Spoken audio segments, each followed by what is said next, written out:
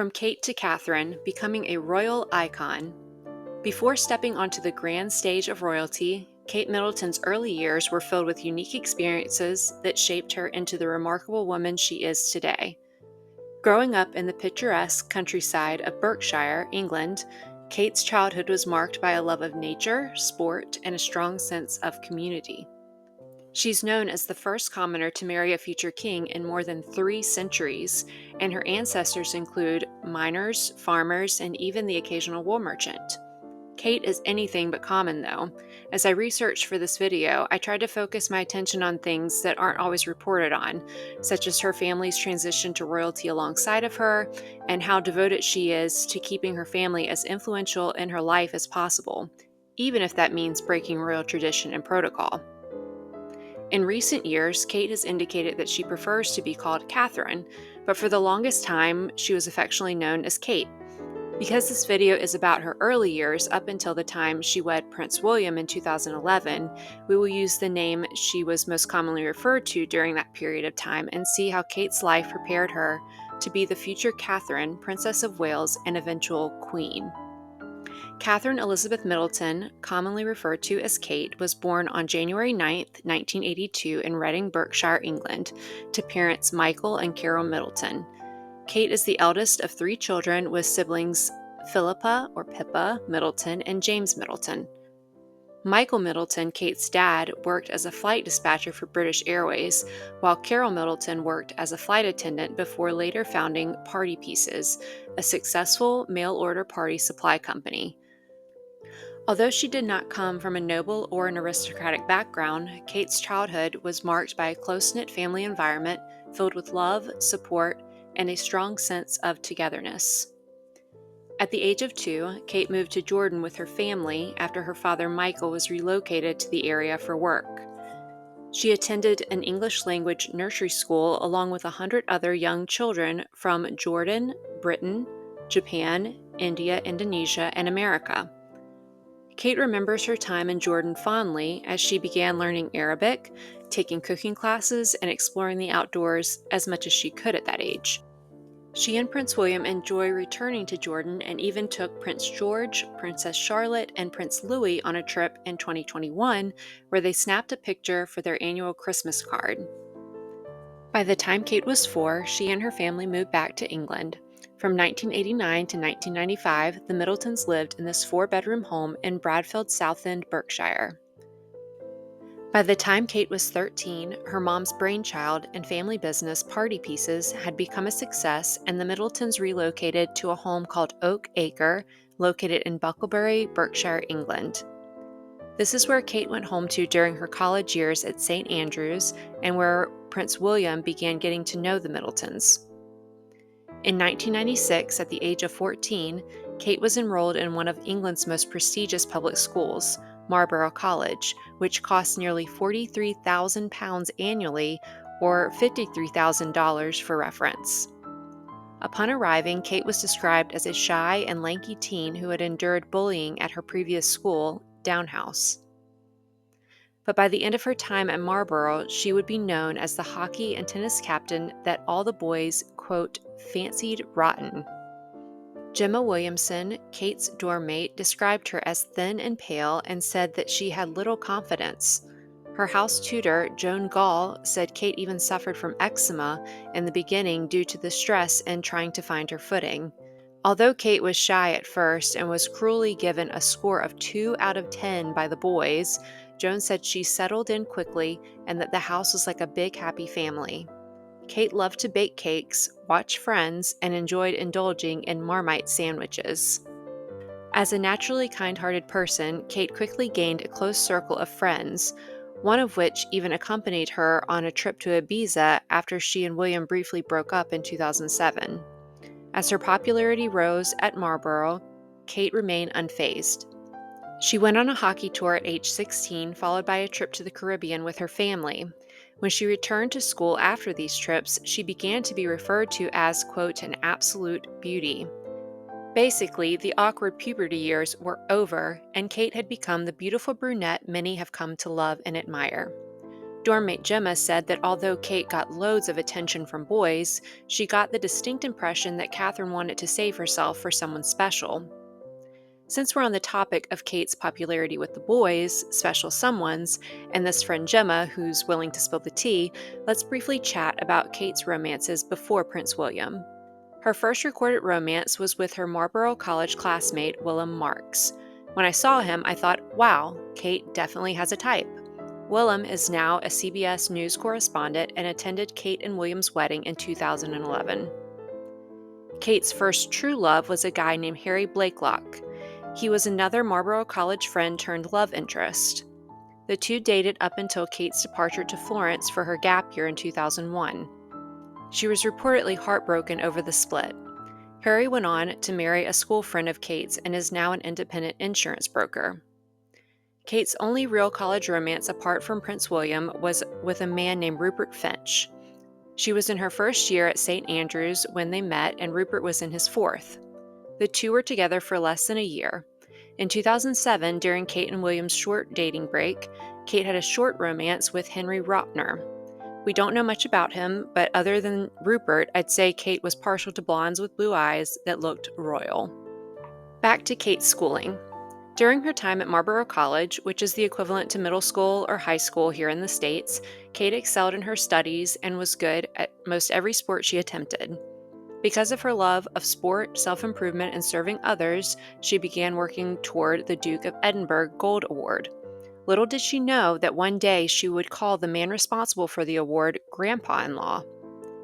The Duke of Edinburgh Award, established by Prince Philip in 1956, aims to encourage young people to develop skills, engage in physical activities, volunteer in their communities, and embark on adventurous journeys. To achieve the Gold Award, participants must complete tasks in these areas demonstrating leadership, resilience, and a spirit of exploration. In later years, Kate's involvement with the Duke of Edinburgh Award continued as she became a patron of the organization, further cementing her connection with Prince Philip and her commitment to supporting youth development and empowerment initiatives. After graduating from Marboro, Kate decided to take a gap year before starting college. During this year, she participated in a program with the British-based charity Raleigh International in Chile. This experience not only allowed her to engage in community development projects, but also helped her develop leadership skills and a broader perspective on the world. Much has been made of Kate's mom, Carol Middleton's intentions for her daughter during this time. We will never know how involved Carol was in aligning Kate and William's schedules, but it is interesting to note that Prince William also took a gap year before attending St. Andrews, during which he participated in expeditions to countries like Chile and Belize with the same organization, Raleigh International, as Kate did later. When it came time to choose a university, Kate did opt out of her first choice in a college and followed in the footsteps of her future husband, Prince William, by selecting the University of St. Andrews in Scotland. She also chose to study art history. This decision aligned with Prince William's studies in art history and eased their transition into university life together. Kate and William happened to live in the same residence hall, increasing their opportunities for interaction. Their initial meeting during their freshman year blossomed into a deep friendship characterized by shared interests in outdoor activities such as hiking and skiing.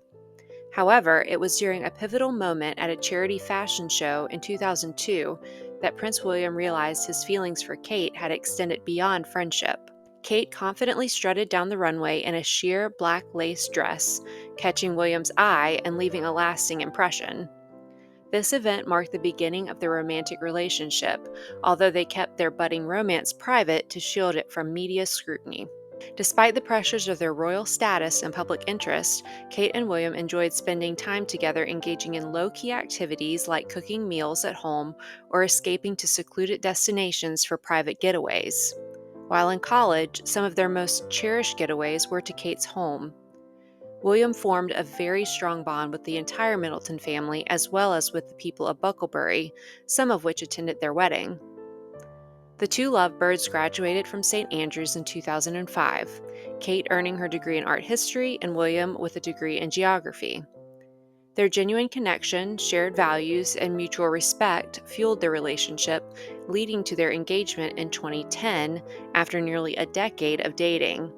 While Kate understood William's concerns about jumping into marriage too quickly, this decade of dating the future King of England was hard for her. Their brief split in 2007 was particularly difficult. She leaned on her family, and it is rumored that Carol Middleton encouraged Kate to go out with her sister and have a great time. Prince William noticed Kate out and about living her best life without him, and the two quickly reconnected and moved forward with their relationship. In 2008, after 5 years of dating, Kate finally met the Queen. William had been preparing her for the interaction, and in May of that year, Kate attended the wedding of William's cousin Peter Phillips and Autumn Kelly. She attended the event in William's stead and was flying solo. The Queen reportedly had a good first impression of Kate and thought she was confident in who she was and also incredibly kind. On November 16, 2010, William and Kate broke the news to the world that they were engaged. The media and critics of Kate, who they'd ruthlessly called Weighty Katie, were proven wrong. William was all in on Kate to be his queen. During the November interview, William shared that he popped the question while they were in Kenya. He proposed to Kate with Princess Diana's 12-carat sapphire ring. He said, "Obviously, she's not going to be around to share in all the fun and excitement, so this is my way of keeping her close to it all." Of course, the engagement was exciting news for the monarchy, but the Middletons in the town of Bucklebury were just as overjoyed. Breaking with royal protocol, the Middletons decided to hold a short press conference in their front yard to congratulate their daughter and Prince William. It was very important to both Kate and the Middletons that her new role didn't completely overshadow the strong family bond that they had. William loves this about Kate's family, and as wedding plans got underway, the Middletons prepared themselves for lunch with the Queen. In 2011, 1 week before the royal wedding, the Middletons met Queen Elizabeth and Prince Philip at Windsor Castle. They met on a handful of other occasions, and the Queen is said to have been very warm and welcoming. After 5 months of engagement, the day had arrived. On April 29, 2011, Prince William and Kate Middleton wed in a grand ceremony at Westminster Abbey. It was important to Kate that her family was a big part of her wedding and that she wasn't just at the whim of the royals. She opted to stay at a hotel with her parents the night before the wedding and drive to Westminster Abbey in a common car instead of a horse-drawn carriage. Kate broke with more royal traditions on her wedding day by having her sister, Pippa, act as her maid of honor, a role that usually doesn't exist in British royal weddings. Traditionally, only children make up the royal bridal party. Over 160 million people worldwide watched as Prince William and the future Princess Catherine tied the knot. It was a grand affair with a country feel. Kate wore 2 wedding dresses. The first dress was created by Sarah Burton, who was the creative director of Alexander McQueen at the time. The dress featured a beautiful pleated skirt that flowed into a 9-foot-long train. It had 58 organza-covered buttons that decorated the back of the lace-appliqué bodice, and 4 hand-embroidered motifs adorned Kate's veil. The veil incorporated rose, the thistle, the daffodil, and the shamrock to represent each of the countries that make up the United Kingdom.